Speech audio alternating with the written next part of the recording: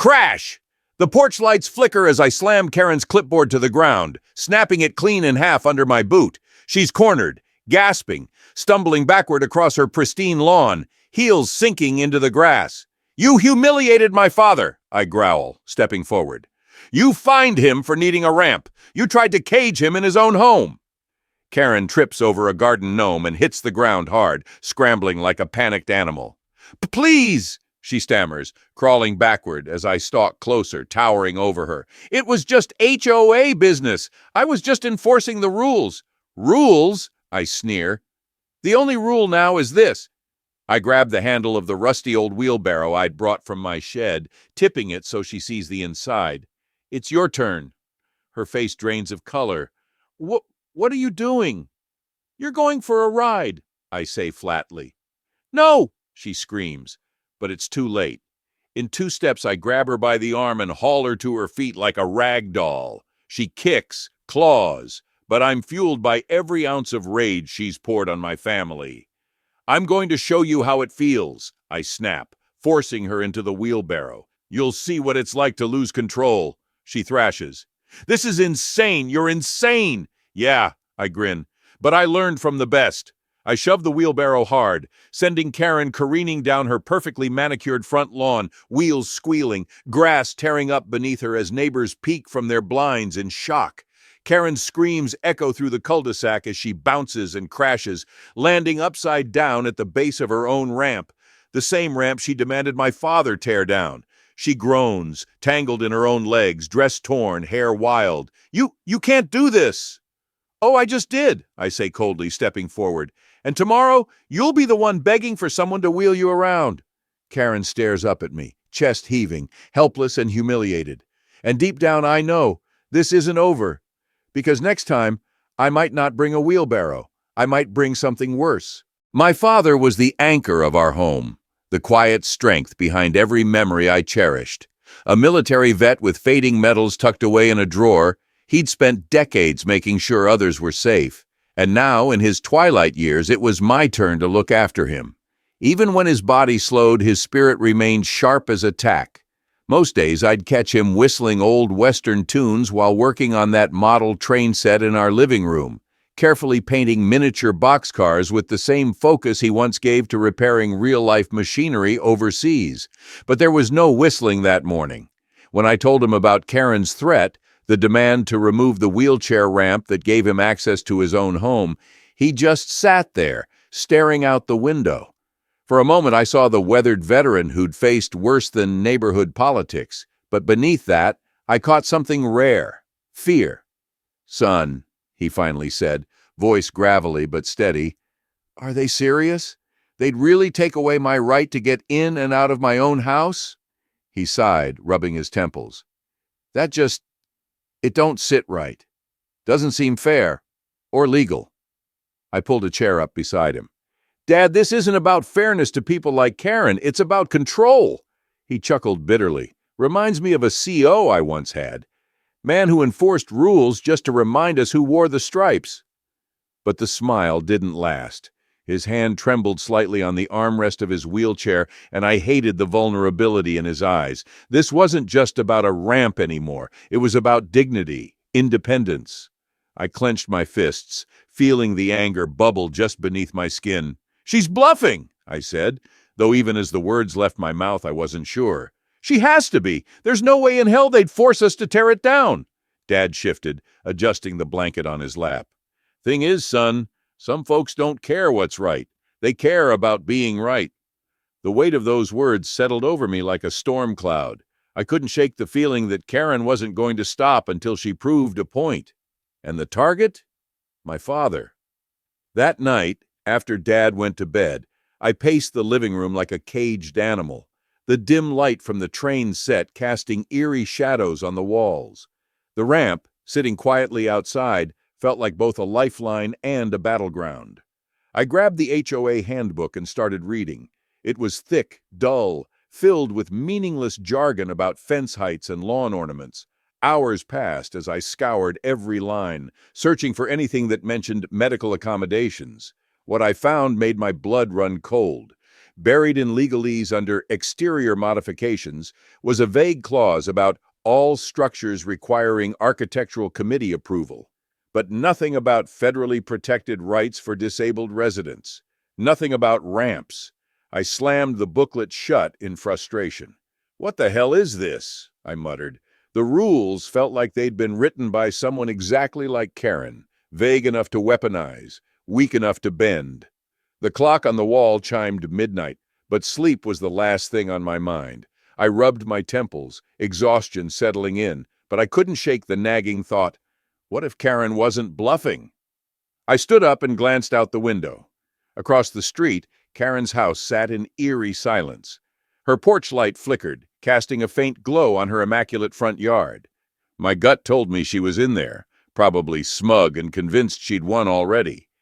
As I stared out at the darkened street, Dad's words echoed in my head. Some folks don't care what's right. They care about being right. And I knew then Karen wasn't going to stop until we either folded or fought. But just as I turned to head upstairs, a new sound made me freeze. A sharp knock at the door. Long past midnight. Was Karen really bold enough to show up now? Or was this something worse? Because that's when I realized this wasn't just about HOA rules anymore.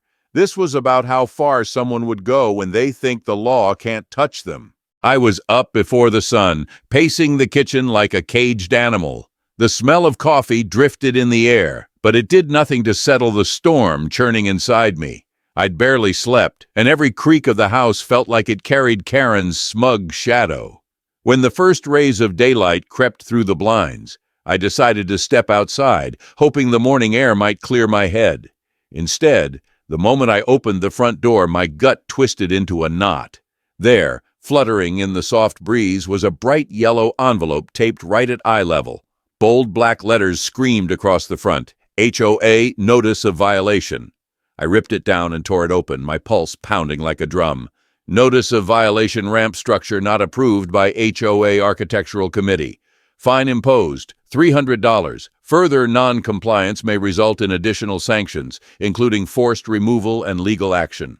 The words blurred for a second as the anger rose up like wildfire. $300? Not a warning, not a meeting request. A fine delivered straight to our door like a slap in the face. The bile rose in my throat. Karen had skipped past neighborly conversation and gone straight for the wallet. She'd made this official and personal. I gritted my teeth and stepped back inside, envelope crushed in my fist. I'd hoped to shield Dad from this mess a little longer, but that ship was sinking fast. I tried to casually leave the notice on the kitchen counter and pour myself another coffee, but Dad was sharper than most folks gave him credit for. From his recliner, he clocked my tension like a radar. "What's wrong, son?" His voice was gentle, but edged with concern. I stayed quiet, pretending to sip from my mug. "Don't give me that," he pressed, wheeling himself forward, his hands tightening on the wheels. Something happened. I exhaled through my nose, already knowing I couldn't hide it. "It's Karen," I muttered. "She fined us $300 this morning for the ramp." Dad's expression darkened, the lines on his weathered face hardening. "$300?" he repeated, voice low. "Claims it's non-compliant with the HOA's Architectural Committee," I said, waving the letter like it was radioactive. "Apparently, the ramp offends the sacred aesthetic of the neighborhood." Dad's jaw clenched. "They're fining a cripple for needing a ramp," he growled. "That's what this is." I flinched slightly. He rarely called himself that. The fact that he did now with such bitterness told me how deep this cut. For a long beat, neither of us spoke. The air felt heavy, like the whole house had shifted off kilter. Then Dad's voice softened. "Son, I've seen some damn rotten things in my life, but this?" He shook his head. "This is low, even by Karen's standards." I nodded, still gripping the notice. "I'm not paying this. Not yet. Not ever, if I can help it." He sighed, running a hand through his thinning hair. "She's trying to scare us," he said. "That's all this is. You let her get under your skin, and she wins. Dad, she's threatening legal action if we don't remove the ramp." My voice cracked a little. "This isn't just scare tactics. She's playing hardball." Dad wheeled closer, his eyes burning now with something I rarely saw, defiance. "I fought in places where men didn't come home. I'll be damned if I let some clipboard queen tell me I can't get into my own house. I let out a sharp breath and gave him a small, tight smile. Yeah, I said. Yeah, you're right. Still, I couldn't shake the image of Karen gleefully slapping this notice on our door before sunrise like some petty dictator marking her territory. I'm going to fight this, Dad, I said, quietly but firmly. Whatever it takes. Dad nodded. And I'm with you. Always. We sat in silence for a beat. Outside, the sun was finally high enough to cast long shadows across the yard. A couple of sparrows chirped on the telephone wire, oblivious to the battle brewing below them. I walked to the window, eyes narrowing as I spotted Karen across the street. She stood in front of her manicured lawn, clipboard in hand, scribbling furiously. Her eyes flicked up, locking with mine through the glass. That smug, knowing smirk spread across her face. My hands curled into fists. She wasn't just bluffing anymore, she was declaring war, and she didn't seem the least bit worried about what it might cost, because Karen didn't know it yet. But this wasn't going to be a quiet neighborhood dispute. This was going to be a storm, and I was ready to bring the thunder. The yellow fine notice sat on our kitchen counter like a live grenade, daring me to defuse it. Every time I walked past it, it felt like it pulsed with menace. The weight of it pressed on my shoulders, on my father's shoulders. I could see it in the way he avoided looking at the ramp that had once been a symbol of freedom, now turned into a target. That night, as Dad quietly watched Gunsmoke reruns in the living room, I slipped out. The neighborhood was steeped in that eerie suburban calm, where sprinklers hiss and porch lights cast long, lonely shadows. Karen's house, lit up like a command post, sat across the street. Even at night she was there, tugging weeds from her flower bed, clipboard under one arm, her eyes constantly scanning like a sentry. I turned away and gripped the wheel of my old Chevy truck tighter than usual as I drove into town. Enough was enough. This wasn't some petty HOA squabble about mailbox colors or improperly coiled garden hoses. This was about Dad's dignity, his independence, his right to access his own home. The attorney's office sat on the corner of Main and Cedar, a modest building with weathered brick and a brass plaque that read Allison Graves, ESQ. The warm glow from inside the office stood in sharp contrast to the cold tightness in my chest. As I stepped through the door, the scent of fresh coffee and aged paper filled the air. The waiting room had a small couch, a few framed photographs of Allison shaking hands with former clients, and a potted ficus that had seen better days. It wasn't some high-powered downtown firm, but that was fine by me. I didn't need flash. I needed fight. "Come on in," a voice called from the back. Miss Graves stood behind a sturdy oak desk, wearing a slate-gray blazer and thin-framed glasses. Her presence was quiet but assured, like someone who'd stared down her fair share of HOA board bullies. She waved me in and gestured to a seat. I sank into the chair, setting down the HOA handbook and the pile of fines. "I need help," I said plainly. "And fast." She took one look at the documents and her eyes narrowed. "Karen Wilkins," she murmured, reading the violation slip. "Oakwood Estates. Yeah, I've heard of her." My eyebrows shot up. "You know her?" She gave a dry chuckle. "Let's just say she's notorious in the HOA legal community. One of those self-styled enforcers who thinks a clipboard gives her the same authority as a federal judge." I let out a short, bitter laugh. "That sounds about right." Allison leaned back in her chair, lacing her fingers together. "Walk me through it." I told her everything, from the morning Karen showed up on our porch barking about aesthetics, to the fine taped to the door like a ransom note. Her face stayed calm, but her pen scratched faster the longer I spoke. When I finished, Allison tapped the table. "This isn't about community regulations," she said firmly. "This is about power." She flipped through the HOA handbook, running her finger down the bylaws. "Right here," she pointed. "They're relying on ambiguous language. Exterior modifications. Vague as hell. But this ramp isn't cosmetic, it's medical. Your father's disability puts this in an entirely different legal arena." I leaned forward. "So we've got leverage?" Her eyes met mine, sharp and confident. "We've got more than leverage, we've got federal law." She opened a binder from the shelf behind her, flipping to a highlighted section of the Fair Housing Act and the Americans with Disabilities Act. She spoke with the precision of someone who'd done this dance before. The FHA prohibits discrimination in housing based on disability, and the ADA requires reasonable accommodations for people with mobility issues. HOA bylaws can't override federal protections, even if the HOA thinks it's the second coming of the Supreme Court. Relief flooded through me like warm sunlight breaking through storm clouds. I couldn't help but exhale, feeling some of the tension bleed out of my shoulders. So Karen doesn't have a legal leg to stand on. Allison's expression darkened. Not unless she wants to be the poster child for a federal discrimination lawsuit. She flipped through the violation notice again, squinting. This wording, she murmured. She's treading dangerously close to outright harassment. You said this was the first fine? I hesitated. First fine, yeah. But she's threatened more. Said we'd be facing additional sanctions if we don't remove the ramp. Her lips pressed into a thin line. Sounds like she's bluffing. But bullies don't stop unless you push back. Hard.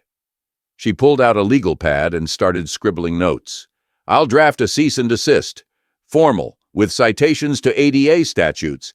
If they don't withdraw the fine immediately, we escalate. The fire inside me reignited. And if they try to double down? Allison smiled, but it wasn't warm. It was the kind of smile that says, I've been in this fight before, and I've won. Then we hit them where it hurts. State complaints, federal complaints, even a civil rights lawsuit if it comes to it. Karen won't know what hit her. I stood up, grateful but still simmering. Thank you, I said. On my way out, she stopped me. One more thing, she said, voice softer now. People like Karen, they get bold when they think no one's watching. But when you shine a legal spotlight on them, they scatter like cockroaches. I nodded, feeling the truth of it deep in my bones. As I drove home, the world felt a little different, lighter, but also bristling with anticipation. This wasn't over, not by a long shot. But now I had a weapon, a professional in my corner who knew exactly where to strike. The cul-de-sac was quiet when I returned, bathed in that burnt orange glow of dusk. Karen's house sat dark across the street, but I could have sworn I saw a curtain twitch as I stepped out of the truck. I walked up the porch steps and found Dad waiting by the window. Any news? He asked. We've got backup, I said simply, and Karen's not going to like it. Dad smiled, but behind his eyes I could see the lingering worry. Good, he said softly, because people like her don't stop until someone makes them. And just as I was about to lock up for the night, headlights flashed across our driveway. A car slowed to a crawl outside our home, Karen's SUV. Windows dark, engine idling. Watching, waiting. Karen wasn't backing down. She was gearing up for war. Miss Graves's words from the night before still echoed in my head as I helped Dad with his coat in the hallway. Bullies don't stop unless you push back. I was ready, or at least I thought I was. But when the knock came at the door, 3 sharp, deliberate pounds that rattled the wood, I knew deep down that Karen wasn't done playing queen of the cul-de-sac. I swung the door open to find her standing there like she owned the entire block. No clipboard this time, just arms folded tight across her chest and a crooked smile that barely concealed the venom underneath. But what made my stomach sink was the man standing a step behind her. He was tall, gaunt, dressed in a charcoal gray suit that looked like it had been tailored to match his personality, dry, stiff, and humorless. In one hand, he held a leather briefcase. In the other, a folder stuffed with enough paperwork to bury a small claims court. Karen was the first to speak, eyes flicking past me into the house like she was already measuring up what else she might correct. "Morning," she said, her voice syrupy sweet but laced with condescension. "I see you've decided to escalate this situation by involving legal counsel." Before I could respond, she gestured toward the man beside her. "Meet Mr. Delgado, the HOA's retained attorney." Delgado barely nodded, lips pursed as if acknowledging me would somehow sully his pinstripe suit. Karen took a half step forward, just enough to breach that invisible personal space boundary. "We're here to formally inform you," she continued, her tone suddenly sharp as attack, "that your failure to comply with HOA regulations regarding unauthorized exterior structures has forced our hand." Dad, who had wheeled himself into the hallway behind me, heard it too. Karen tilted her head, eyes darting to him, then back to me. We'll be filing for an injunction. Effective immediately, you're on notice. I felt my pulse throb in my neck. The ramp stays, I said flatly. My father needs it. Delgado gave a thin, calculated smile. Our position is that the ramp was installed without architectural review and does not comply with the visual standards set by the HOA. Furthermore, he opened the folder and casually flipped through a series of black and white photos. Close-ups of the ramp, the bolts in the wood, the sloped angle, even one that zoomed in on a chipped paint spot. It's considered unsightly and frankly a hazard. Dad stiffened in his chair behind me. A hazard, he barked. It's a ramp, not a firing range. Karen's fake smile widened. Well, Mr. Thompson, appearances matter here. We have to think of property values. Curb appeal. I couldn't hold back anymore. You're fining a disabled vet for using a medical ramp because it hurts your view? I snapped. Are you listening to yourself? Karen's eyes gleamed. Oh, I'm listening very carefully, are you? I took a step forward, jaw tight. Federal law trumps your HOA vanity project. You know that. Delgado raised a hand. We're well aware of ADA regulations, but according to the documentation we've received, he paused, flicking through papers with infuriating calm, your father's condition is described as ambulatory with assistance, which suggests alternatives such as temporary rails or additional caregivers that might be less intrusive. Dad leaned forward in his chair, voice dark. Are you suggesting I should crawl into my house or beg someone to carry me in? Karen shrugged with mock innocence. I'm suggesting you follow the rules, like everyone else. For a split second, the hallway felt colder, like the walls were closing in on us. Delgado tucked the folder under his arm. We will be proceeding with the injunction paperwork.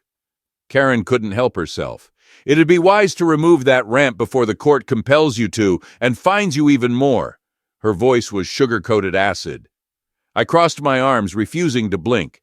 Do what you have to do, I said. We're not going anywhere. Karen leaned in, voice dropping to a chilling whisper. Neither are we. Delgado gave a curt nod, and they turned on their heels. The sharp clack-clack of Karen's heels on our concrete walkway sounded like the ticking of a bomb. As they disappeared around the corner, I let out a shaky breath and closed the door. Dad was staring at me, hands gripping the arms of his wheelchair so tight his knuckles had turned white. We're not backing down, I told him, trying to sound certain. We've got the law on our side. Dad's eyes were glassy but fierce. I know, son, he said, voice quieter now, but people like her, they don't fight fair. Later that evening, I stood outside, leaning against the porch railing as the sun set in a fiery blaze behind the rooftops. Across the street, Karen stood in her yard again, this time sipping a glass of wine like it was a victory toast. Delgado had left, but she lingered, watching me, gloating. A cold wind whipped through the cul-de-sac, but it wasn't the breeze that gave me chills. It was the look on her face, like a chess player already planning 3 moves ahead, because Karen wasn't done. She hadn't just come for the ramp. She was coming for the whole house. And next time, she wouldn't bring a lawyer. She'd bring something worse. Word of the ramp conflict spread quickly through the neighborhood. At first, I felt wary of how the neighbors might perceive us. Would they side with Karen, or realize how unfair she was being? I got my answer soon enough. Miss Johnson from next door brought over a homemade casserole one afternoon. She gently placed it on our kitchen counter. I'm sorry about what you're going through, she whispered, casting a nervous glance at our front window. Karen's gone too far this time. If there's anything I can do to help, let me know. Then there was old Mr. Becker, who walked over while I was clipping hedges. Son, I admire you for standing up. I've watched Karen push people around for years. If you need a statement on how the ramp doesn't bother anyone, you can count on me. Support poured in from more neighbors. Some sent letters or discreet messages in our mailbox. Others quietly offered to help with legal fees if needed. A few, though, refused to speak out loud, afraid of Karen's backlash. She had a fearsome reputation for citing obscure regulations to make people's lives miserable. Still, with each day, it felt like the tide was turning. The more Karen tried to enforce her will, the more sympathy we received from ordinary folks who recognized that forcing a disabled man to remove his ramp was not only immoral, but also likely illegal. Yet we knew that Karen wouldn't back down easily. For her, this was a battle of pride. Could community support tip the scales, or would Karen's intimidation keep others silent? The stakes skyrocketed when the HOA scheduled a special session at the local town hall. The letter arrived with a terse announcement that our ramp dispute was top of the agenda. My father and I decided to attend, backed by Miss Graves. The town hall meeting room was bigger than I expected, with rows of chairs facing a long table where Karen Delgado and a few other HOA board members sat. People filed in, some wearing anxious expressions, others brimming with curiosity. Karen banged a tiny gavel she'd brought, probably hoping it made her look official, and started reading from a prepared statement about community integrity and proper procedures. Then she zeroed in on us. Unfortunately, she declaimed, certain residents have chosen to disregard our neighborhood's well-established guidelines. We find ourselves forced to consider more drastic measures. My chest tightened. Dad, sitting beside me in his wheelchair, squeezed my arm, giving me a silent vote of confidence. Miss Graves stood. The Americans with Disabilities Act and the Fair Housing Act supersede any local HOA regulations that infringe on necessary accommodations, she said. This ramp is neither optional nor decorative. It is essential for my client's father's mobility. Delgado rose, flipping open a thick binder. We argue that Mr. Thompson's father does not require a structure of this size and style. There may be alternative solutions less disruptive to the aesthetic of our neighborhood. The room erupted with hushed murmurs. Some folks stared daggers at Delgado for even suggesting an aesthetic preference outranked a man's right to access his home.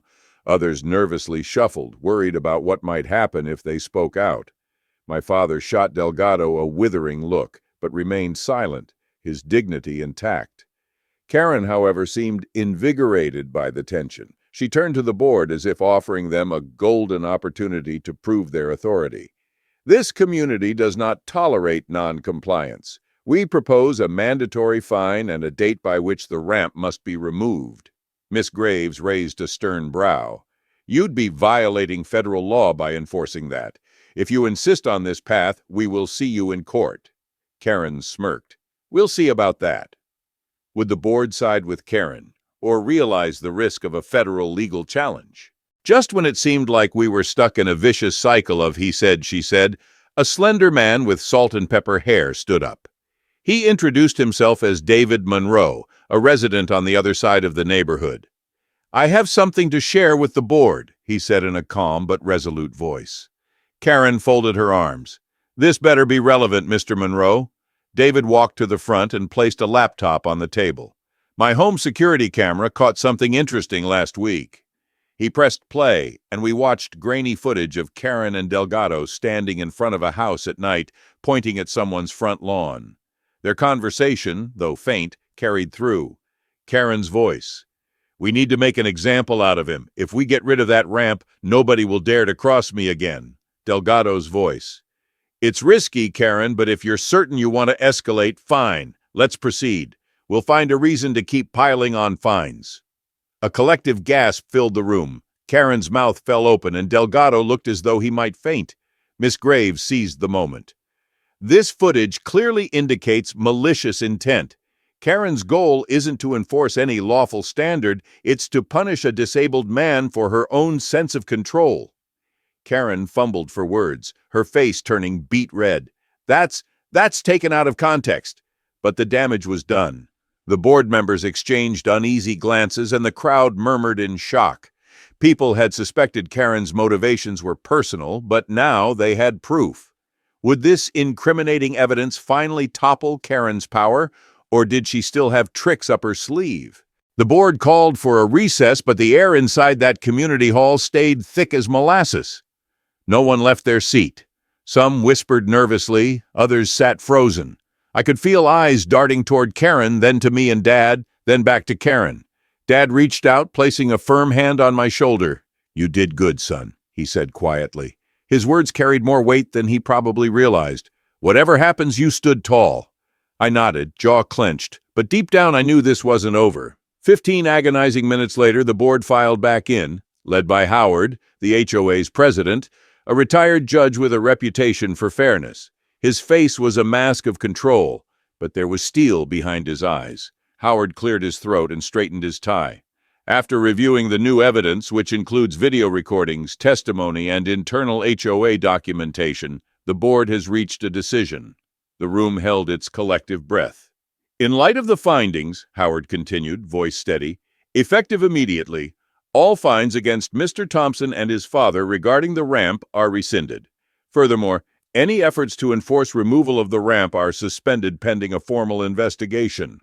A ripple of shocked gasps and hushed cheers rolled through the room. I felt my chest tighten with relief. For a split second, victory tasted sweet. Then Karen exploded. With a guttural growl, she shot up from her chair and slammed both fists onto the table. "This is outrageous!" she shrieked. "You can't just ignore the HOA bylaws. I've served this community for years!" Howard stayed calm, but his voice dropped an octave. "Karen, your actions have gone beyond procedural overreach. You falsified documents, harassed residents, and attempted to use the HOA's authority to discriminate against someone protected under federal law." Karen's eyes blazed. "You're twisting everything. I was defending this neighborhood from chaos, from people who think they're above the rules. This man," she jabbed a finger toward me, "brought in lawyers, outsiders. He's undermining our community." The board exchanged glances, but Howard stood firm. "Enough!" He slammed the gavel on the table. "We will now vote on whether Karen Wilkins should be removed from her position as HOA secretary, effective immediately." A suffocating silence settled over the room. The board members, 5 in total, began raising their hands one by one. "Motion to remove Karen Wilkins. Aye. Aye. Aye." Karen's breathing quickened. "Aye."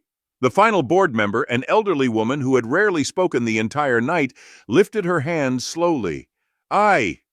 The word hit like a bullet. The room erupted, not into cheers yet, but a collective exhale of tension. Karen froze, the color draining from her face as she swiveled toward Howard. "You're making a huge mistake," she hissed, voice trembling with fury. "I am this HOA. I've given everything to this place." Howard's voice was ice. "You've given us no choice." For a heartbeat, Karen just stood there, shaking, staring at me with unfiltered hatred. Then she whispered through gritted teeth, "You don't know who you're dealing with," because Karen wasn't beaten yet. No, this was just her losing the badge. She still had claws, and I could tell she was ready to use them. The room buzzed the moment the vote concluded. Whispers, scattered applause, and stunned faces filled the hall. Karen's grip on the neighborhood had finally snapped. She whirled toward us, eyes blazing. "This isn't over," she hissed. "I'll fight this in every court I can." Before I could speak, Miss Graves stepped forward, calm as ever. "You're finished, Karen. Any more harassment, and we'll bring federal charges." Karen scoffed, masking her panic. "I still have allies here." "Not enough," Graves replied flatly. Dad rolled closer, eyes steady. "All I ever wanted was to get into my house safely, that's it." Karen sneered, voice dripping with venom. "Oh, please. Playing the victim now, are we?" Dad leaned forward slightly, meeting her glare with calm steel.